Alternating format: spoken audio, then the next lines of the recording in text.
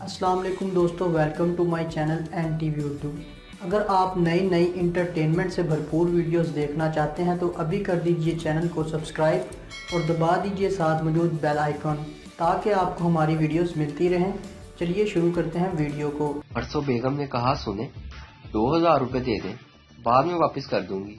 میں نے پرس نکالا اور 2000 دینے لگا تو بولی اچھا چلیں ابھی 1000 دے دیں، 1000 بعد میں لے لوں گی۔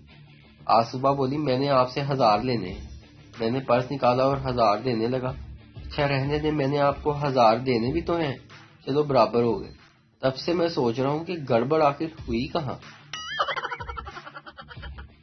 لاہور قلندر کا مالک کہتا ہر کھلاڑی کو 2 پلاٹ ملیں گے، ایک بحریہ ٹاؤن میں، ایک قبرستان میں، اب ان کی مرضی ہے کہ کون سا لینا ہے۔